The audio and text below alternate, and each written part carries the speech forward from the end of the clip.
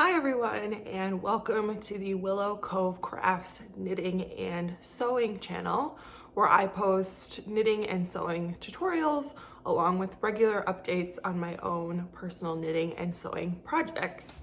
My name is Emily, and you can find me on both Ravelry and Instagram as Willow Cove Crafts. As always, please leave this video a like or comment, and if you haven't already, hit that subscribe button so that you can be notified whenever I post future videos. Today's tutorial is going to be all about the slip knot.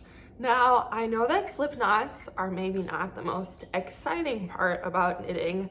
However, they are an essential skill, as most knitting projects, and crochet projects for that matter, start with a single slip knot.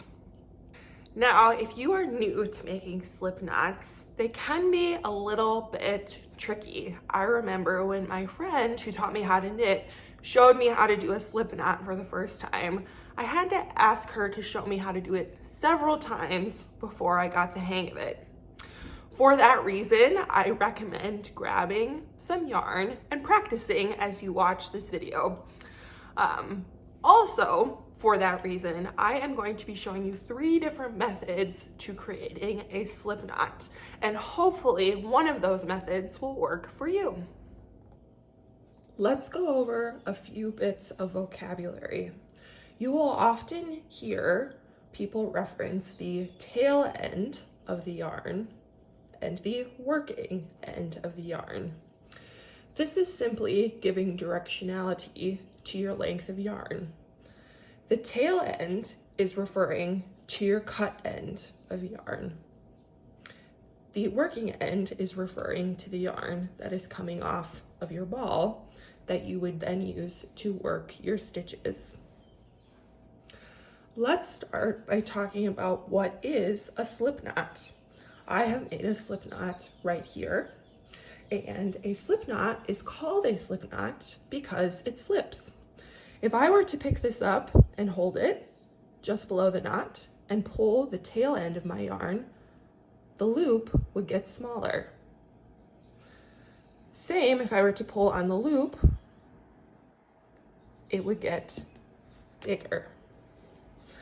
This makes it very easy to grab your knitting needles and to adjust the size of your loop in order to get it to fit nicely onto your knitting needle so that you can start your project.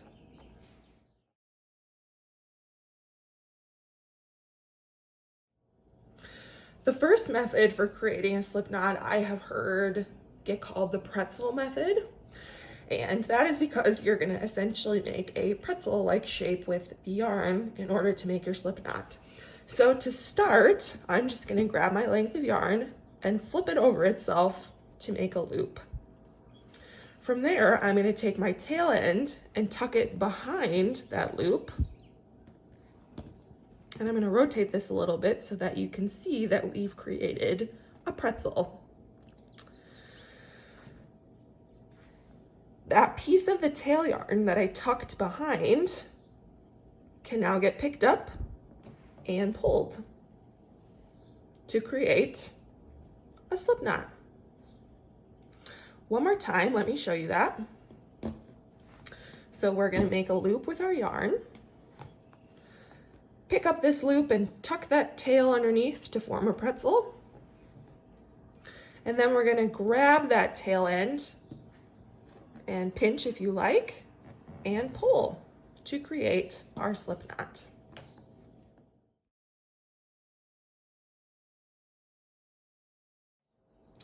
For our next method, we are going to create a loop with our yarn.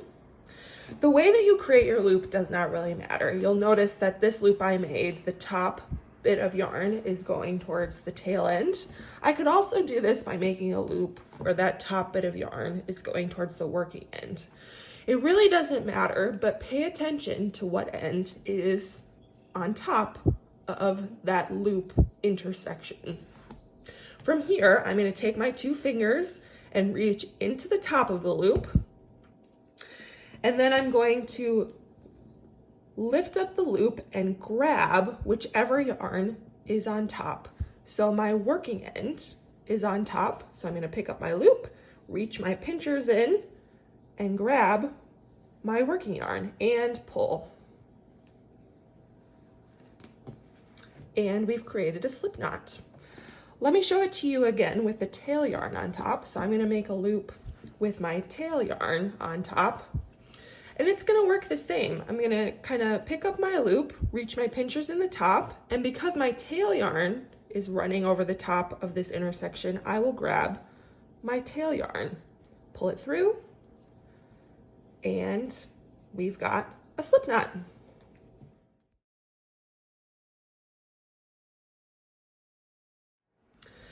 This last method for creating a slip knot is the one that I personally use. The reason I like this one so much is that we don't need a flat surface to do them. The other two you could do without a flat surface, however, I think it is helpful. This one is done entirely using your hands. No supporting surface needed. So what I'm going to do is I'm going to pick up my yarn and I'm going to drape the tail end of my yarn over my hand. I am right-handed, so I am draping this over my left hand, which is my non-dominant hand. And then what I like to do is use my ring and pinky finger to kind of anchor that yarn in place so it's not moving. And then I wrap it around my two outstretched fingers one time. When you wrap it around once, you end up getting two lengths of yarn crossing over your fingers. From there, I take the length of yarn that is closest to my palm and I pull it over the length of yarn that is closest to my fingers. I will do that one more time, again taking the yarn that is closest to my palm, which is now this yarn, and pull it over the yarn that is closest to my fingers. And then I will grab the yarn that is closest to my palm and pull. And that makes a really nice slip knot. I will show that to you one more time. So drape that yarn over your hand and anchor it with your fingers. Wrap it one time. Take the length of yarn closest to your palm and pull it over the length of yarn closest to your fingers. You might have to adjust a little bit to make sure everything is in place. Repeat that step. Take the yarn that is closest to your palm and pull it over the one that is closest to your fingers. And then grab that yarn that is closest to your palm and pull. And you've got a slip knot.